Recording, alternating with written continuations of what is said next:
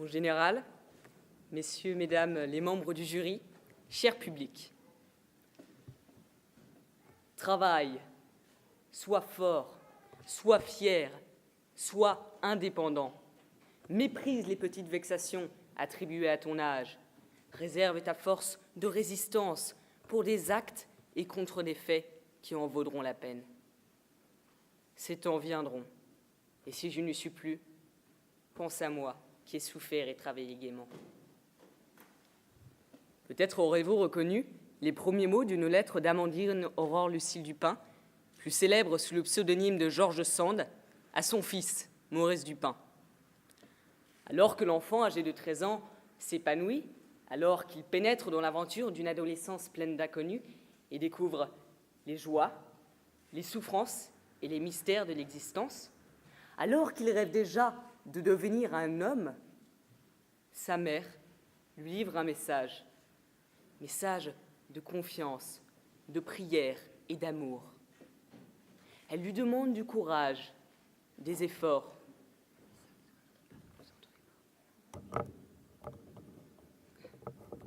De la persévérance. Elle veut lui apprendre à espérer, car elle le sait, un jour, elle ne sera plus auprès de lui pour le soutenir et il devra surmonter seul les épreuves de la vie. Alors, sur la feuille, elle forme des mots comme elle tracerait un chemin, une voie sûre qui conduirait l'enfant vers le bien et le garderait des pièges et des égarements. D'une main vigoureuse, elle insiste, l'encre coule, la plume déverse la tendresse et l'amour d'un cœur maternel. Il y a quelque chose de beau dans cette lettre, quelque chose de si admirable que je n'ai pas su le définir au premier abord. Voici une mère qui écrit ce qu'elle veut apprendre. Elle essaie de communiquer ce qu'elle estime de plus précieux. Elle cherche à transmettre les valeurs, les devoirs, les savoirs indispensables à l'enfant, car elle veut l'éduquer. Arrêtons-nous sur ce mot. Ex duco. Mener hors, élever dans 2 buts. Apprendre à vivre dans la société, à devenir libre et tirer l'âme vers le haut, vers ce qui est grand et bon. L'éducation est le premier devoir que les parents ont envers leur enfant. C'est une noble mission. Elle est si belle parce qu'elle est naturelle.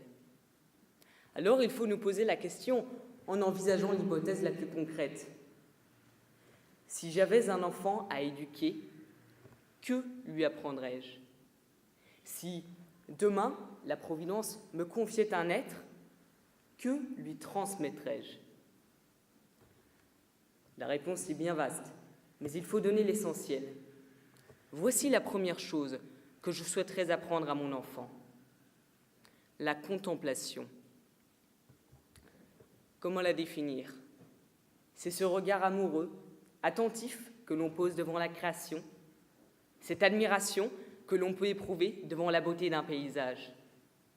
Contempler, c'est s'émerveiller, s'interroger devant ce que l'on découvre de beau. Aussi commencerai-je par apprendre à mon enfant la culture, en particulier la littérature française. Dès que l'âge le permettrait, je lui ferai découvrir les splendeurs de quelques Chateaubriand, le génie d'un Pascal ou le charme piquant d'un Jean d'Ormesson.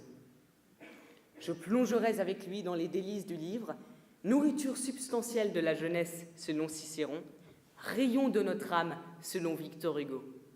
Et, sous réserve qu'on ne me traitât de bourreau d'enfant, je l'enfermerai dans une bibliothèque pour qu'il y admire ses couvertures alignées et n'en ressorte que traîné de force par les pieds.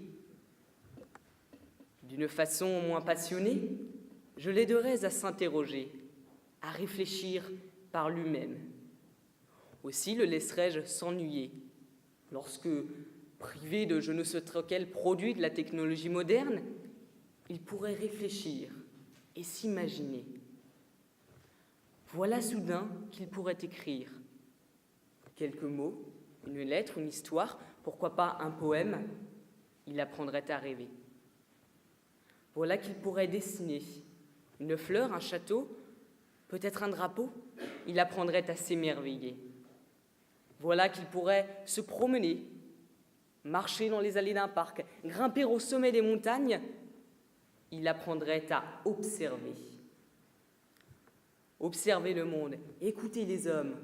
Voici le chemin de la vérité, bien souvent oublié.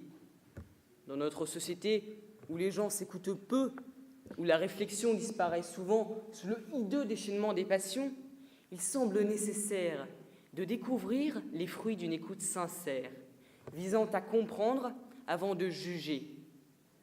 À l'enfant comme aux adultes, il faut apprendre à rester jeune, c'est-à-dire réceptif à ce qui est beau, bon et grand, réceptif au message de la nature, de l'homme et de l'infini, car jeune est celui qui s'étonne et s'émerveille. Comme s'exclamait le général MacArthur, citant le poète Samuel Ullman. Et de cette réception naîtront la curiosité, la recherche et la réflexion qui mèneront l'enfant au savoir et à la contemplation. Je souhaiterais ensuite guider mon enfant vers l'amour, source intarissable du bonheur. Et surtout, je lui apprendrai à manifester cet amour, à le prouver pour qu'il soit plus vrai.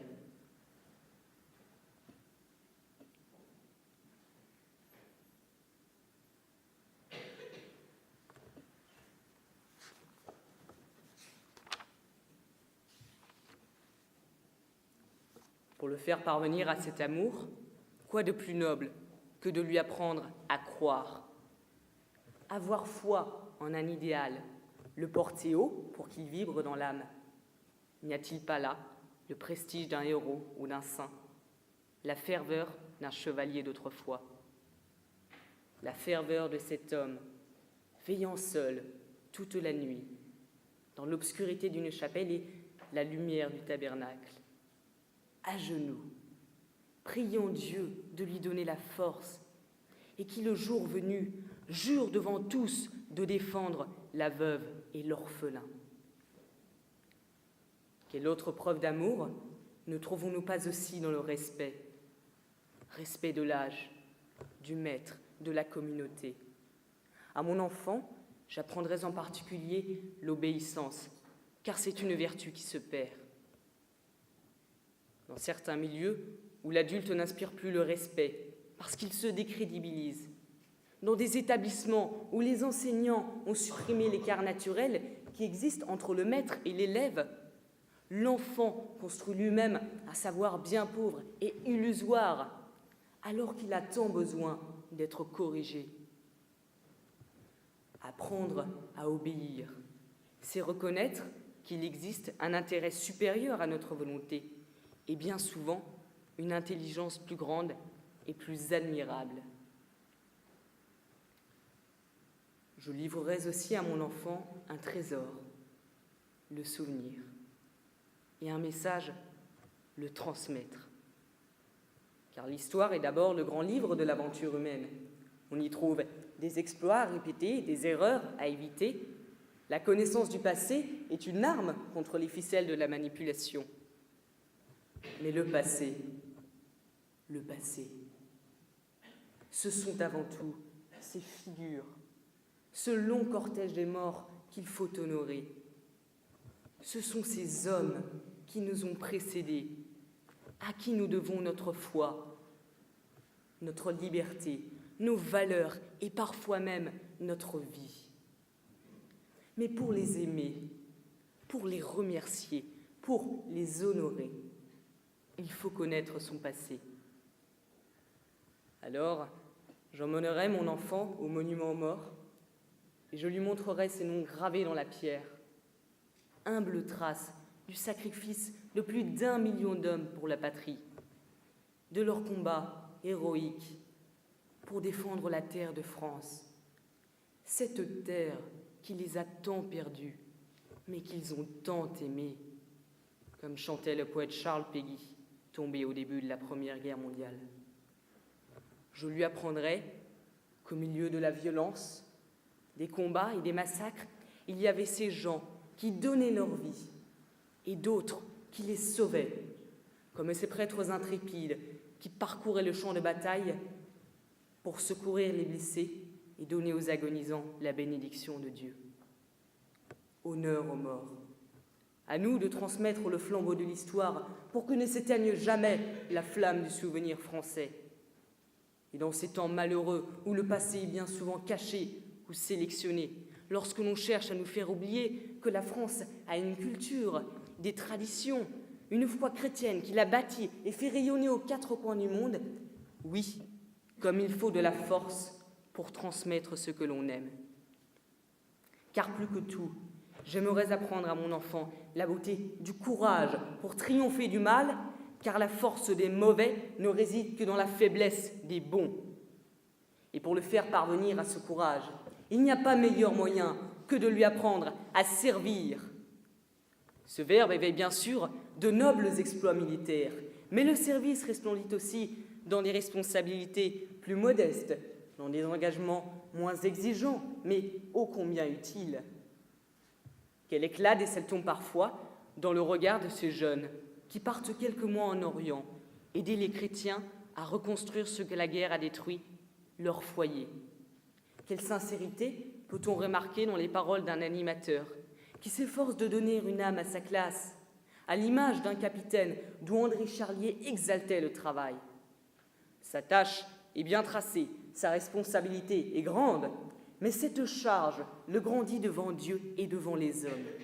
Elle lui fait connaître les joies du service désintéressé et du don de soi. Tous ces engagements, parce qu'ils exigent le courage, finissent par le former. Et comme le courage réside dans la confiance que l'on accorde à la réussite, j'apprendrai à mon enfant l'optimisme. Car au cœur des ténèbres, au plus profond de nous-mêmes, il ne faut jamais désespérer. C'est la nuit qu'il est beau de croire à la lumière. Ne pas subir. La devise du maréchal Jean de Lattre de Tassigny vibre encore comme un trait fiché dans le dos d'un fuyard. Ne nous laissons pas faire. Repoussons les assauts de la fatalité. Gardons l'ambition d'un Hugo pour n'être que Chateaubriand ou rien, ou d'un De Lattre pour être général ou pour être pape. En fin de compte, qu'apprendrai-je à mon enfant? Je lui apprendrai à contempler pour qu'il puisse connaître la vérité. Je lui apprendrai à aimer pour qu'il soit heureux.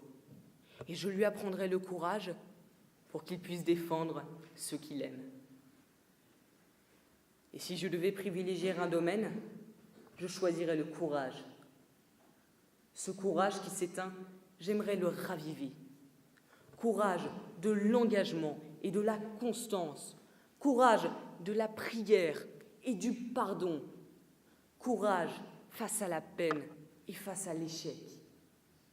Et de tous ces courages, s'il y en a un que je voudrais tant apprendre à mon enfant, s'il y a une vertu que je souhaiterais infiniment développer chez lui, c'est ce courage cité par Élie de Noix de Saint-Marc, celui dont on ne parle pas, mais qui consiste à être fidèle à ses rêves de jeunesse. Ce courage, en somme, c'est le courage de ne pas nous trahir, de ne pas rejeter nos rêves sous prétexte que nous sommes devenus des adultes raisonnables, bien loin des illusions de l'enfance. Ce courage, c'est aussi celui de MacArthur, celui qui consiste à rester jeune, à accomplir ce que notre raison n'imagine plus, mais ce en quoi notre cœur croit toujours. Regardons l'enfant et tâchons d'en faire le modèle d'un héros de son âge. Si c'est une fille, il faut en faire une Jeanne d'Arc. Si c'est un garçon, donnons-lui le panache du petit roi lépreux, Baudouin IV de Jérusalem. Oui, mon enfant, si tu te tenais là, devant moi, je t'apprendrais ce courage et surtout cette fidélité à tes rêves magnifiques de jeunesse pour que tu deviennes un saint. Je vous remercie.